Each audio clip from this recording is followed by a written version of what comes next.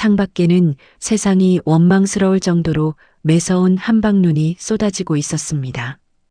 2024년 1월의 서울은 마치 거대한 얼음 창고 같았죠.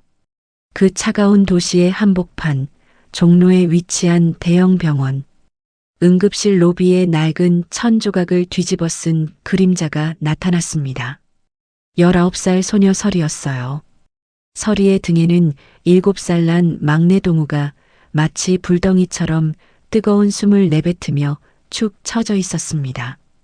설이의 입술은 이미 추위에 새파랗게 질려 있었고 동생을 업고 10분을 달려온 다리는 후들거리며 비명을 지르고 있었습니다. 하지만 설이는 멈출 수 없었어요.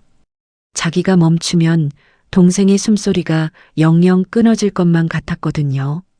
설이는 땀과 눈물로 범벅이 된 얼굴로 접수쳐 데스크를 붙잡았습니다. 저기요, 제발 우리 동우 좀 살려주세요.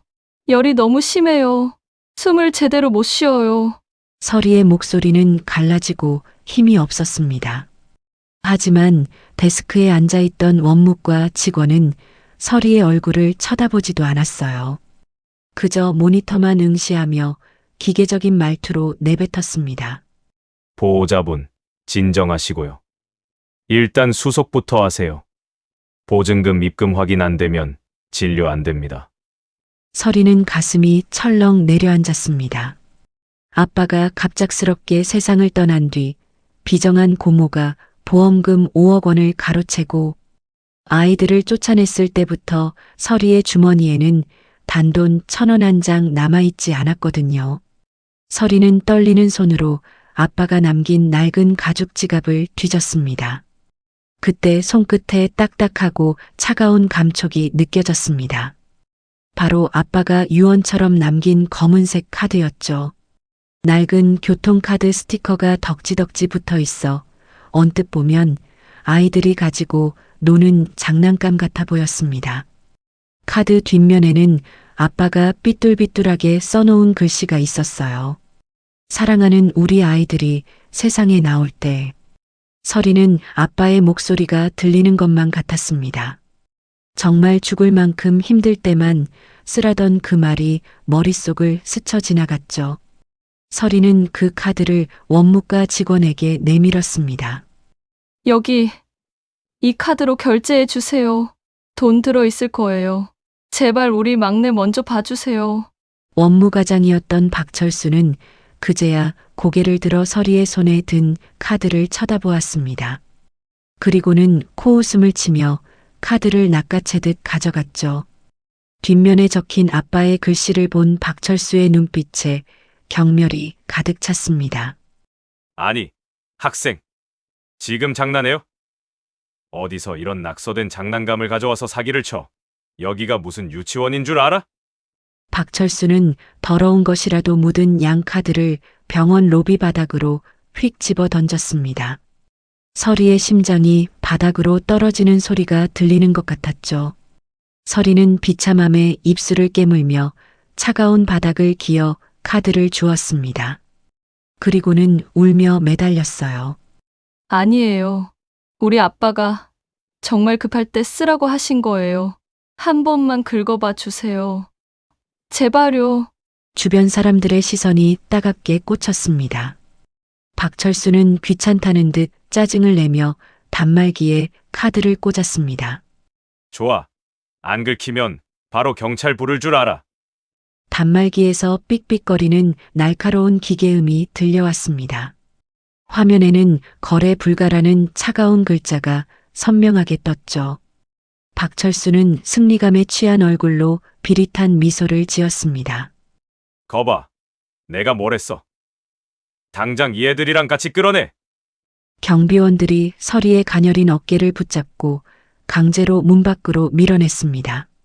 설이는 차가운 눈밭으로 내동댕이 쳐졌어요. 등 뒤에서 동생 동우의 가쁜 숨소리가 점점 잦아드는 게 느껴졌습니다. 설이는 눈 속에 얼굴을 묻고 아빠를 부르며 오열했습니다. 그런데 바로 그때였습니다.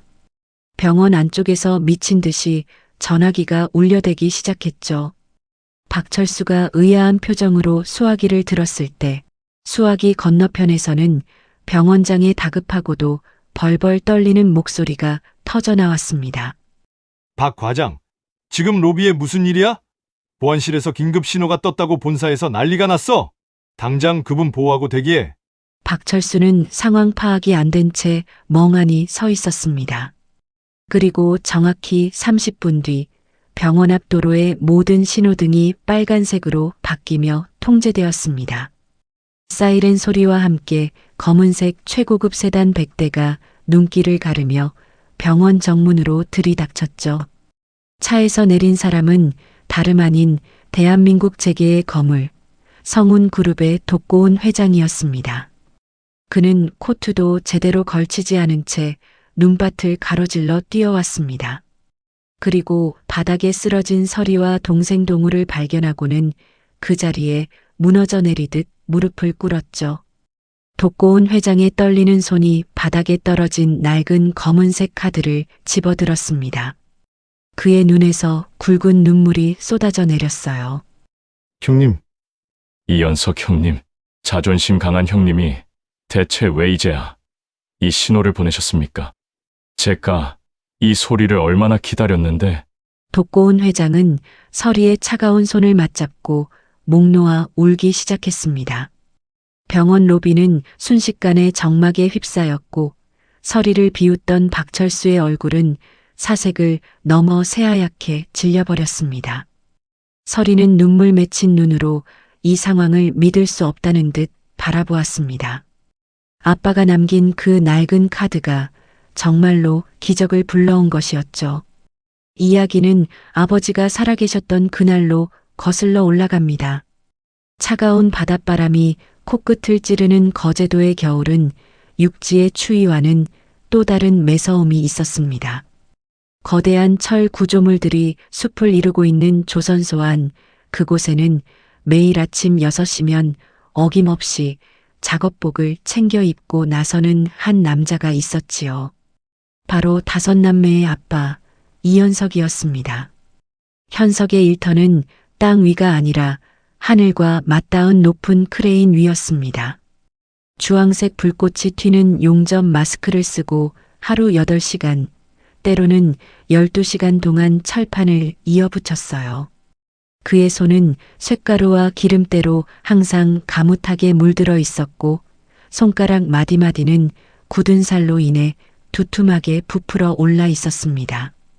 가끔 집에서 아이들과 밥을 먹을 때면 현석은 혹여나 거친 제 손이 아이들의 보드라운 뺨에 상처라도 낼까봐 조심스레 손을 뒤로 감추곤 했었죠.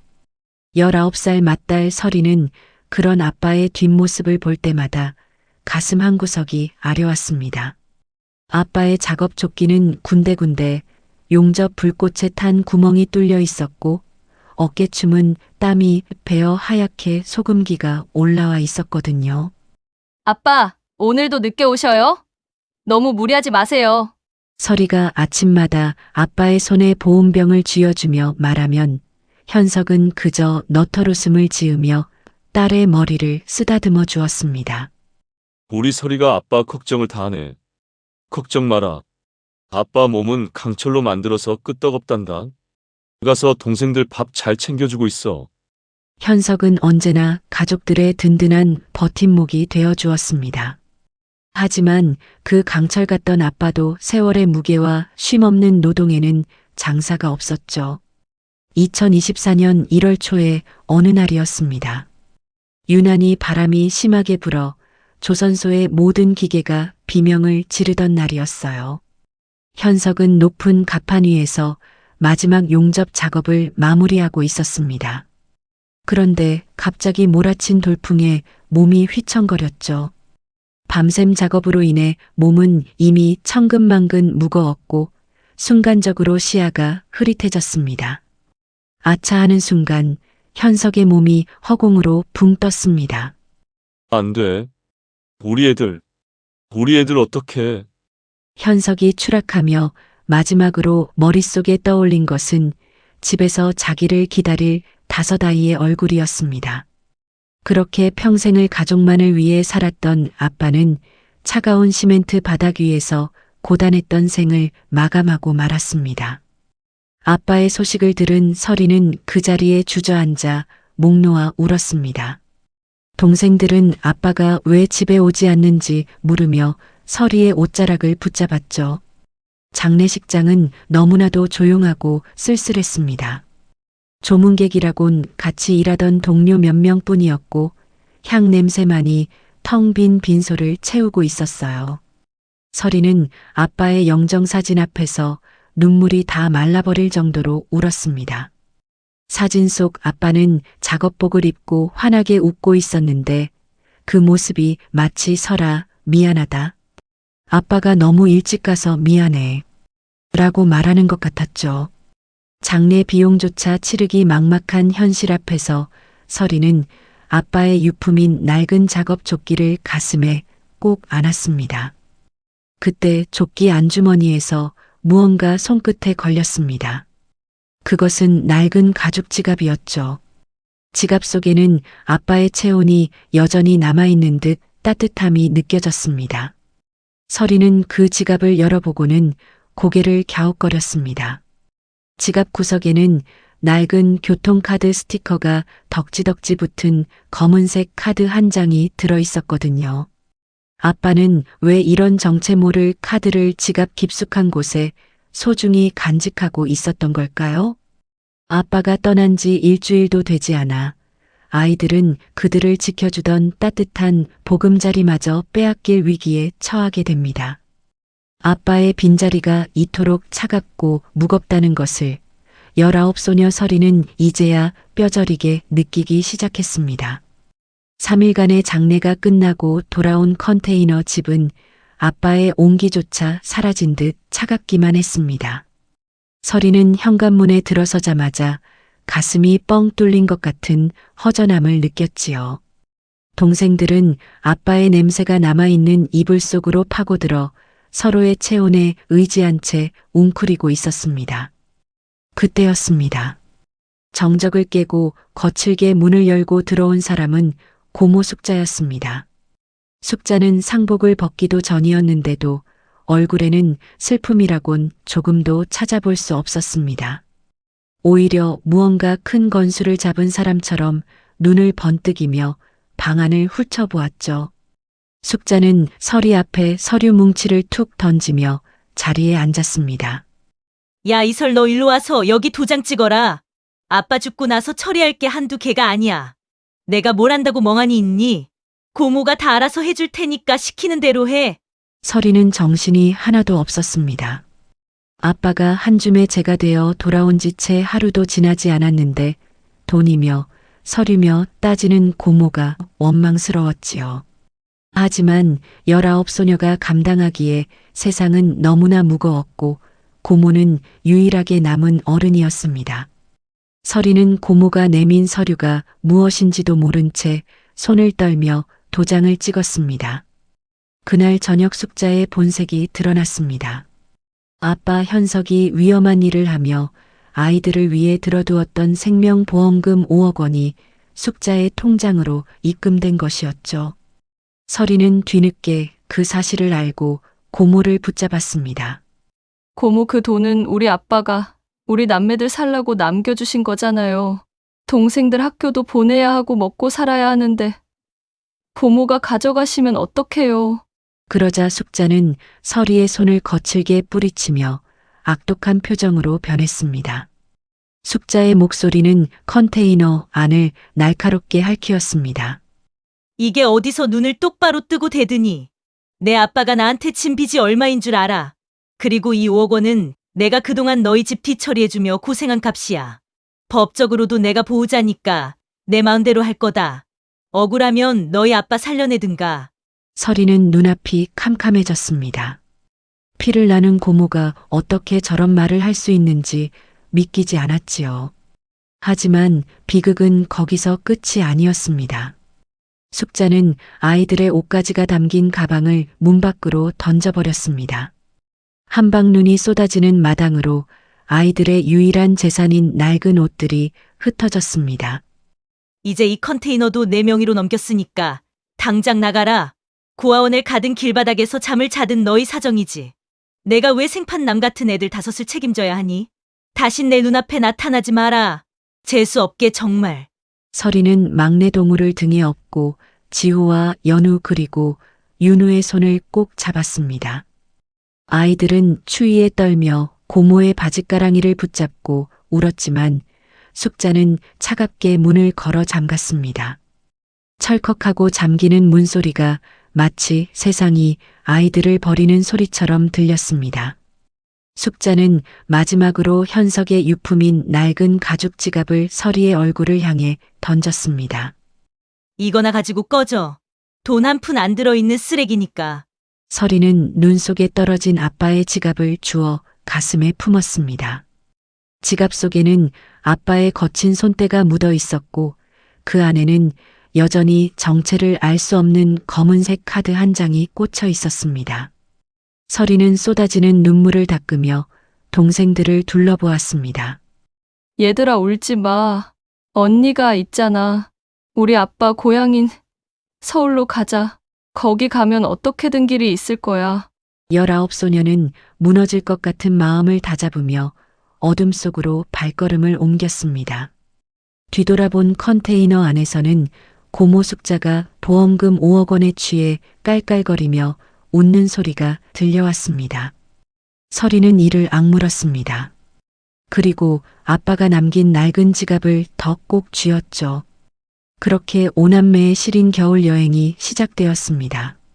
거제도에서 올라온 심야버스는 차가운 새벽 공기를 가르며 서울역에 멈춰 섰습니다. 버스에서 내린 서리와 4명의 동생을 맞이한 건 화려한 서울의 불빛이 아니라 살을 애는 듯한 칼바람이었죠.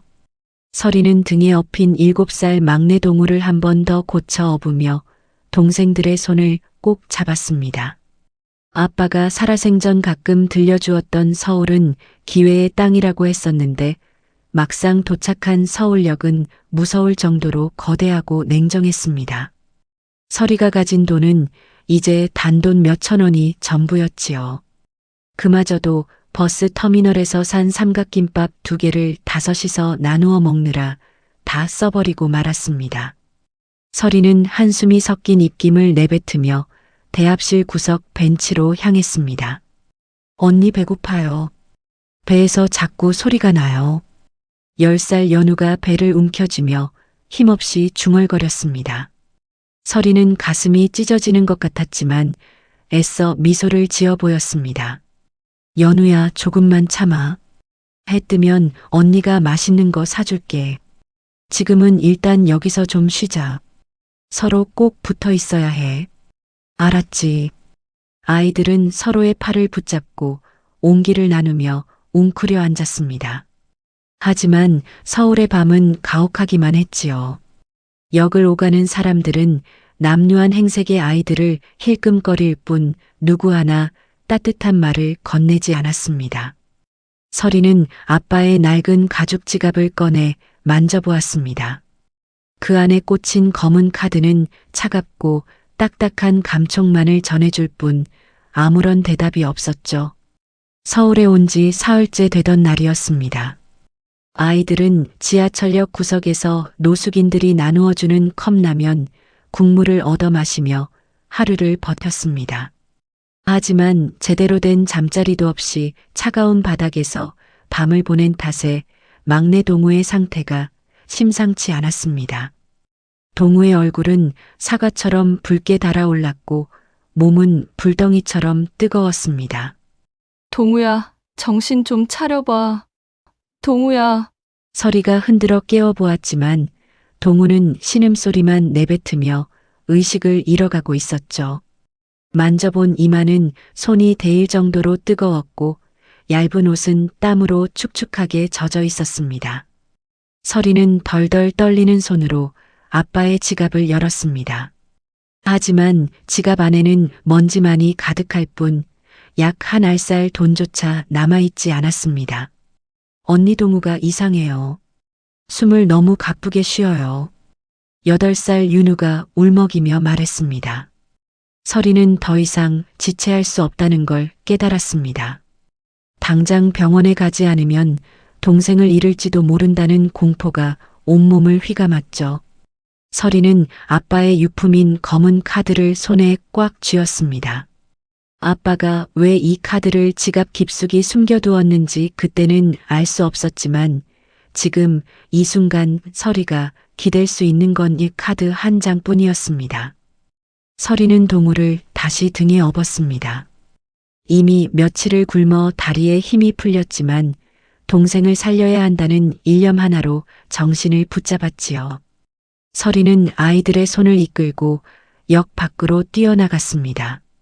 쏟아지는 한방눈이 서리의 시야를 가렸지만 서리는 멈추지 않았습니다. 아빠, 제발 우리 동우 좀 지켜주세요. 제발요. 서리는 비틀거리며 근처에 보이는 커다란 병원 간판을 향해 달리기 시작했습니다. 하얀 눈 위에 서리의 발자국이 눈물과 함께 깊게 새겨지고 있었죠. 19소녀의 어깨 위에는 넷이나 되는 동생들의 생명이 그리고 무거운 운명이 얹혀 있었습니다. 그렇게 오남매의 마지막 희망을 건 사투가 서울의 시린 밤 공기 속에서 처절하게 이어지고 있었습니다. 밤 10시가 가까워진 시간, 차가운 눈보라를 뚫고 서리가 도착한 곳은 종로의 한 대형 병원 응급실 로비였습니다. 자동문이 열리고 쏟아져 나오는 따뜻한 온기가 서리의 얼어붙은 얼굴을 때렸지만 그 온기는 오히려 서리의 처지를 비웃는 것처럼 느껴졌지요.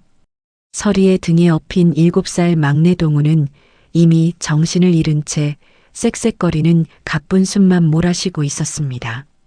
서리는 비틀거리는 걸음으로 접수처 데스크를 붙잡았습니다. 손가락 끝이 얼어 터져 피가 배어 나왔지만 통증조차 느껴지지 않았어요. 서리는 쩍쩍 갈라진 목소리로 간신히 말을 뱉었습니다. 저기요. 제발요. 우리 동생이 숨을 못 쉬어요. 열이 너무 심해요. 제발 한 번만 봐주세요. 접수처 안쪽에서 모니터를 보고 있던 원무과장 박철수는 귀찮다는 듯 고개를 들었습니다. 그리고는 서리의 남루한 외투와 흙탕물이 튄 신발을 위아래로 훑어보았죠. 그의 눈빛에는 노골적인 혐오와 경멸이 가득했습니다. 박 과장은 펜을 돌리며 쌀쌀맞게 쏘아붙였어요. 학생, 여기는 노숙자 쉼터가 아니에요. 보호자 없어요? 이번 수속하려면 보증금부터 내야 합니다. 돈 없으면 진료 안 돼요. 저기 뒤에 기다리는 사람들 안 보여요? 서리의 가슴은 비수가 꽂힌 듯 아려왔습니다. 동생을 살려달라는 호소가 돈이라는 벽 앞에 가로막힌 순간이었죠. 서리는 덜덜 떨리는 손으로 아빠가 남긴 낡은 가죽 지갑을 꺼냈습니다. 그리고 그 안에서 교통카드 스티커가 덕지덕지 붙은 검은색 카드를 꺼내 들었어요. 카드 뒷면에는 아빠가 생전에 남긴 사랑하는 우리 아이들이 세상에 나올 때라는 글씨가 희미하게 보였습니다. 여기, 이 카드에 돈 있을 거예요. 우리 아빠가 정말 급할 때 쓰라고 하셨거든요. 한 번만 긁어봐 주세요. 제발, 우리 동우 좀 살려주세요. 서리가 눈물 섞인 목소리로 애원하며 카드를 내밀었습니다.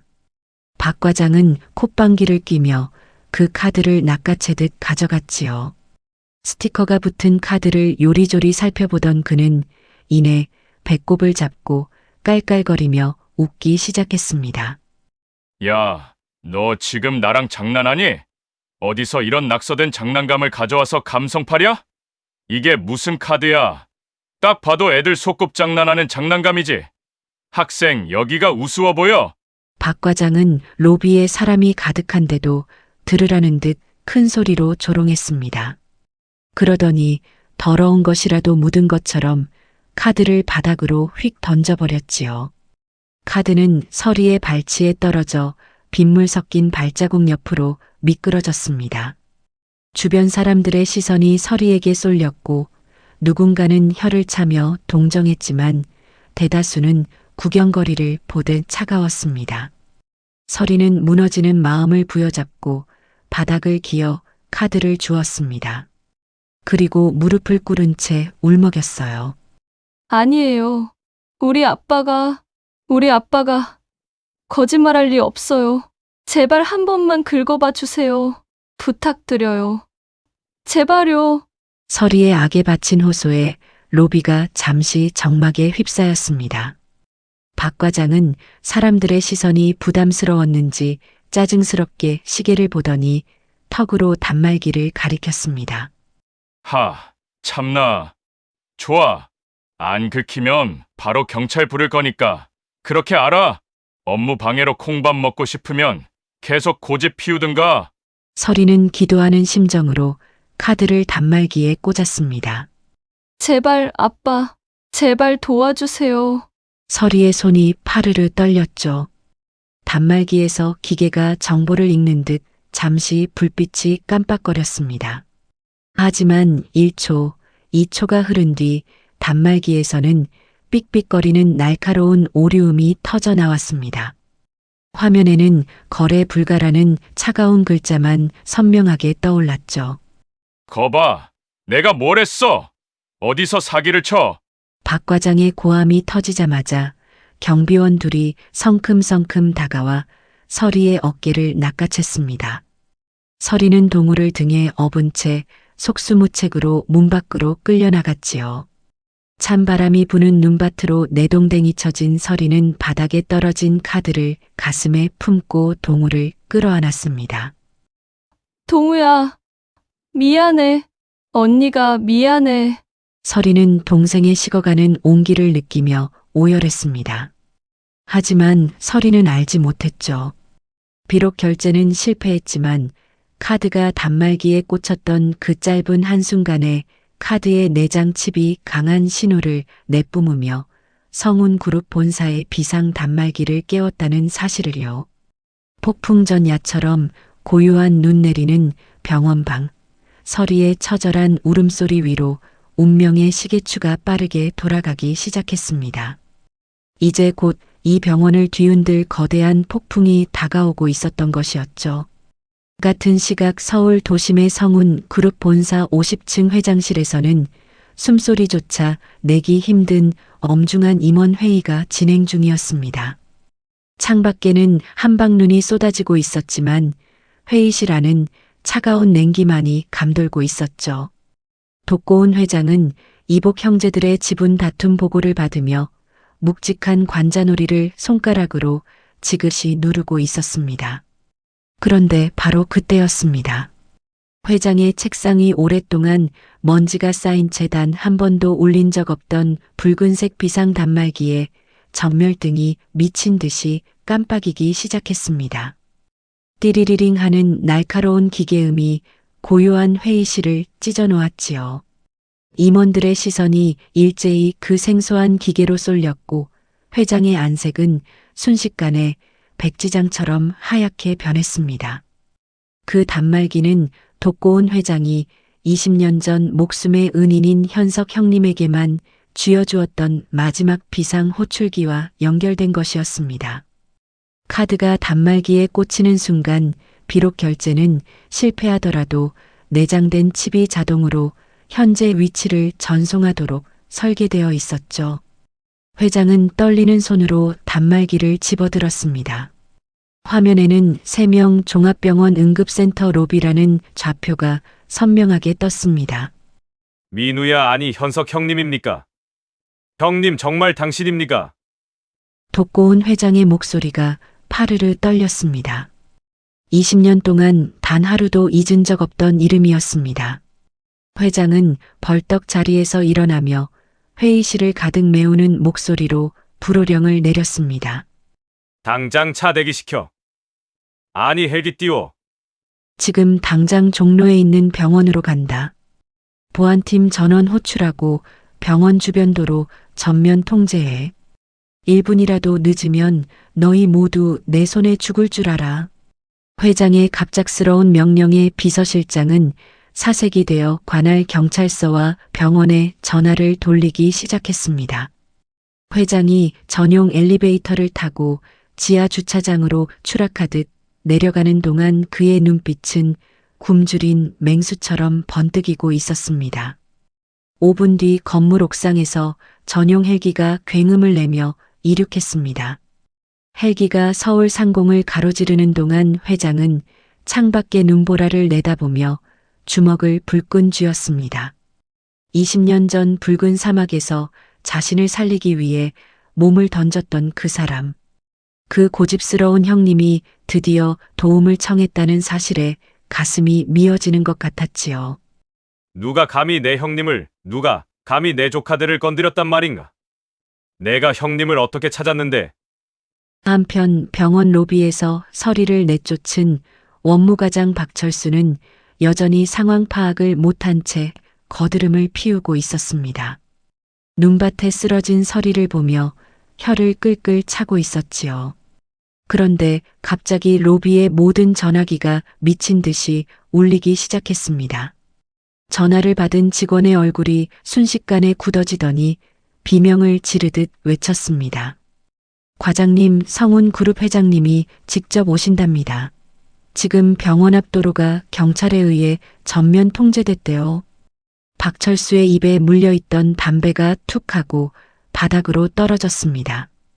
이게 무슨 자다가 봉창 두드리는 소리냐며 창밖을 내다보는 순간 병원 정문으로 검은색 세단 100대가 일렬로 늘어서며 거대한 함대처럼 들어오고 있었습니다. 병원 정문 앞 눈길 위에는 수백 명의 정장 입은 경호원들이 도열하며 묵직한 길을 만들고 있었지요. 박철수는 제 발에 걸려 엉덩방아를 찧었습니다. 다리에 힘이 완전히 풀려버린 것이었죠.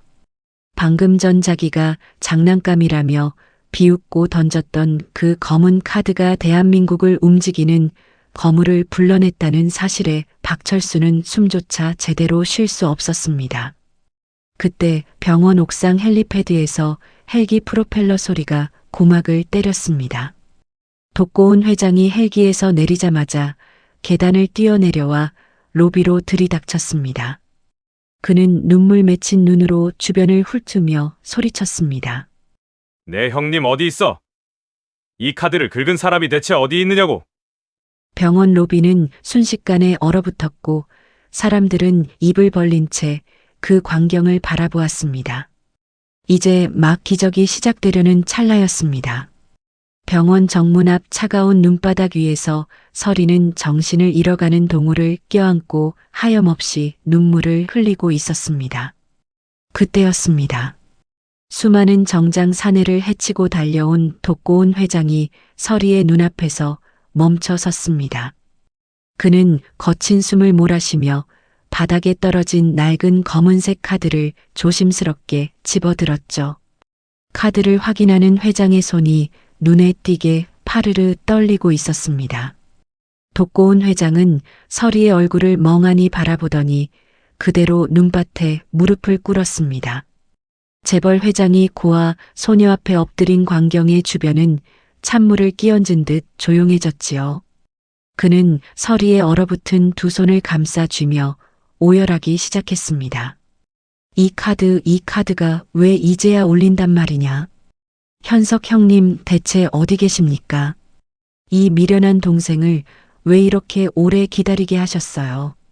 서리는 당황스러운 눈으로 이 노신사를 바라보았습니다. 아빠를 형님이라 부르며 우는 이 남자가 누구인지 도무지 알 수 없었지요. 하지만 회장의 눈에서 쏟아지는 눈물은 거짓이 아니었습니다. 이야기는 20년 전 이라크의 붉은 사막으로 거슬러 올라갑니다. 2004년 당시 특전사 부사관이었던 현석은 이라크 파병 중이었습니다. 어느 날 작전 수행 중에 적군의 매복 공격을 받아 위기에 처한 한국인 기자단과 기업인들을 발견했지요. 그 무리 속에 젊은 시절에 독고은 회장이 있었습니다. 빗발치는 총탄 속에서 현석은 자신의 몸을 던져 독고은을 감싸 안았고 대신 세 발의 총탄을 맞으며 그를 사막에서 끌고 나왔습니다.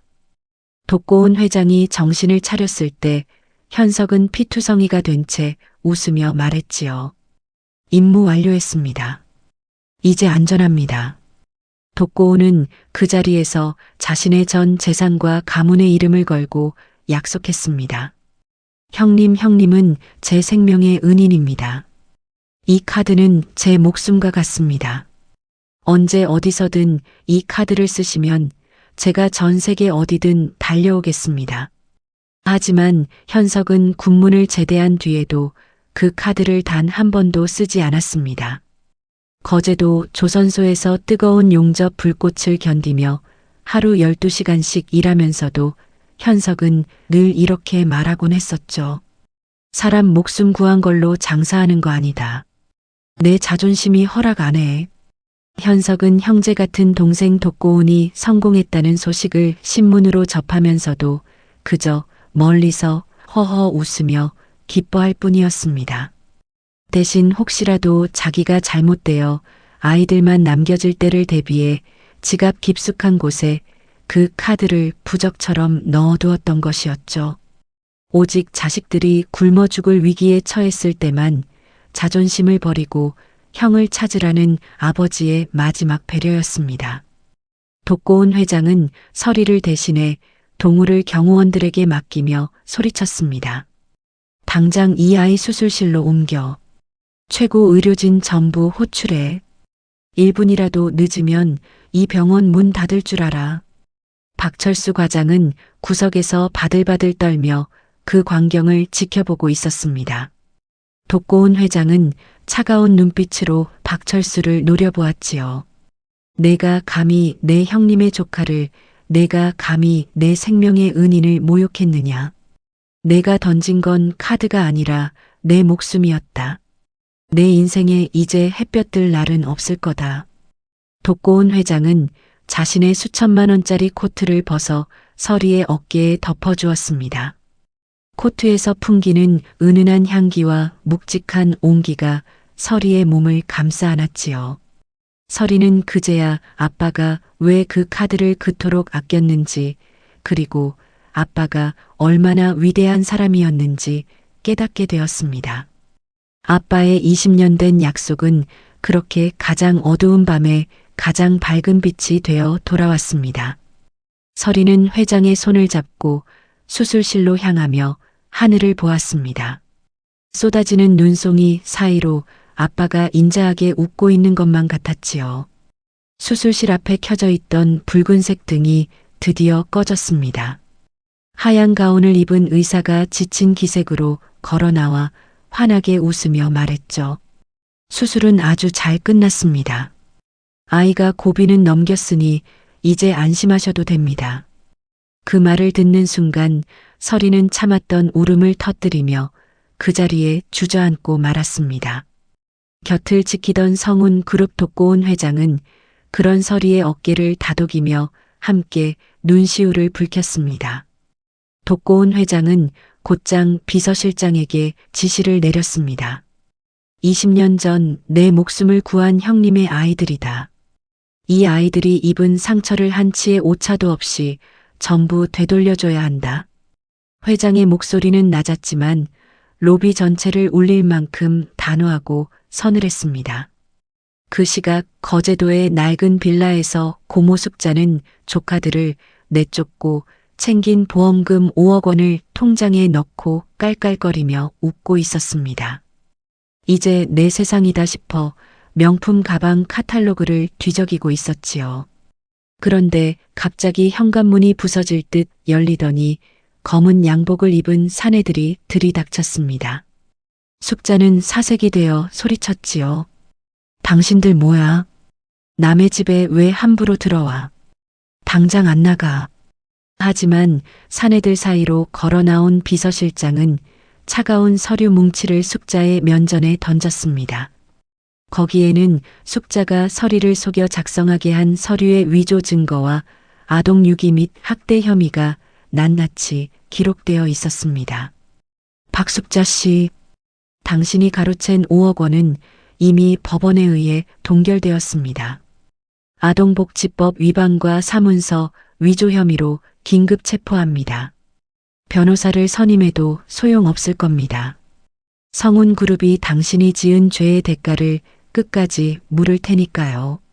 숙자는 무릎을 꿇고 살려달라며 비명을 질렀지만 사내들은 인정사정 없이 그녀의 손목에 수갑을 채웠습니다. 뿌린 대로 거둔다는 옛말이 하나도 틀리지 않은 순간이었죠. 한 달 뒤 성운그룹의 대저택 정원에는 따뜻한 햇살이 내리쬐고 있었습니다. 푹 쉬고 잘 먹은 덕분에 오남매의 얼굴에는 다시 꽃분이 같은 홍조가 돌아왔지요. 특히 죽을 고비를 넘긴 막내 동우는 큰어머니의 품에서 까르르 웃음을 터뜨리며 재롱을 부리고 있었습니다. 식탁 위에는 화려한 사내진미가 가득했지만 그 한가운데에는 소박한 계란말이와 김치찌개가 놓여 있었습니다. 바로 아빠 현석이 생전에 아이들에게 자주 해주던 음식들이었지요. 독고운 회장과 가족들은 그 소박한 음식을 나누어 먹으며 떠나간 현석을 추억했습니다. 설이는 자기 방 책상 위에 놓인 아빠의 군복 입은 사진과 낡은 검은 카드를 물끄러미 바라보았습니다. 이제는 쓸 일이 없는 카드였지만 설이에게는 그 무엇보다 귀한 보물이었습니다. 설이는 사진 속 아빠를 향해 조용히 속삭였어요. 아빠, 이제 우리 안 추워요. 아빠의 그 고집스러웠던 자존심이 그리고 우리를 사랑했던 그 마음이 우리를 살렸어요. 아빠 친구였던 삼촌이 우리를 진짜 가족처럼 지켜주고 계셔요. 걱정하지 말고 거기서는 편히 쉬세요. 사랑해요, 아빠. 낡은 카드 한 장이 만들어낸 기적. 그것은 단순한 돈의 힘이 아니라 20년의 세월을 뛰어넘은 두 남자의 뜨거운 의리와 자식들을 끝까지 지키려 했던 아버지의 위대한 사랑이 만들어낸 진짜 가족의 이야기였습니다. 한방눈이 그친 자리에는 어느새 파릇파릇한 새싹이 돋아나고 있었고 오남매의 앞날에는 이제 따뜻한 봄바람만이 가득할 것입니다. 오늘 이야기를 들으시며 여러분의 마음속에는 어떤 풍경이 그려지셨나요? 거제도의 차가운 바닷바람을 견디며 평생 용접 마스크를 쓰고 살았던 아버지 현석 씨. 그 무거운 철판을 이어붙이며 아버지가 정말로 지키고 싶었던 건 무엇이었을까요? 어쩌면 그건 화려한 재벌 회장의 도움보다도 자식들에게 부끄럽지 않은 당당한 아버지의 자존심이었을 겁니다. 20년 전 사막에서 맺은 그 뜨거운 약속을 끝까지 가슴에 품고 살면서도 자식들이 죽을 위기에 처하기 전까지는 결코 그 힘을 빌리지 않았던 아버지의 마음. 그 속에는 돈보다 귀한 건 사람의 의리이고 자식은 부모의 목숨보다 소중하다는 우리네 부모님들의 절절한 인생 철학이 담겨 있었지요. 오늘날 우리는 너무나 쉽게 소중한 것들을 잊고 살 때가 많습니다. 하지만 낡은 지갑 속에 숨겨져 있던 그 검은 카드처럼 보이지 않는 곳에서 우리를 지탱해 주는 건 결국 누군가의 희생과 사랑입니다. 가장 어두운 밤에 길을 잃지 않게 비춰주는 북극성처럼 여러분의 곁에도 그런 소중한 사람이 분명히 있을 겁니다. 비정한 고모는 5억 원이라는 큰 돈에 눈이 멀어 혈육을 버렸지만 결국 남은 건 차가운 수갑뿐이었습니다. 반면 20년의 세월을 뛰어넘어 조카들을 보듬은 독고운 회장의 의리는 5억 원보다 훨씬 더 큰 가치로 돌아왔지요. 65세가 넘는 기나긴 세월을 살아오신 여러분은 이미 잘 알고 계실 겁니다. 세상에서 가장 맛있는 밥상은 화려한 진수성찬이 아니라 사랑하는 사람들과 마주 앉아 나누는 소박한 김치찌개라는 사실을 말이죠. 오늘 이야기가 고단한 인생길을 걸어오신 여러분의 마음에 따뜻한 위로가 되었기를 바랍니다. 지금 곁에 있는 가족의 손을 한 번 더 꼭 잡아주세요. 고맙다, 사랑한다. 그 말 한마디가 누군가에게는 세상을 살아갈 힘이 되는 기적의 카드가 될 수 있으니까요. 오늘 사연이 가슴에 남으셨다면 구독과 좋아요, 그리고 알림 설정까지 부탁드립니다. 여러분의 따뜻한 응원은 제가 더 좋은 이야기를 찾아내는 가장 큰 힘이 됩니다. 지금까지 여러분의 인생 이야기집이었습니다. 오늘 밤은 아빠의 따뜻한 품처럼 편안하고 행복한 꿈 꾸시길 바랍니다. 저는 다음에도 가슴 뭉클하고 시원한 사이다 같은 이야기로 다시 찾아뵙겠습니다. 시청해주셔서 정말 고맙습니다.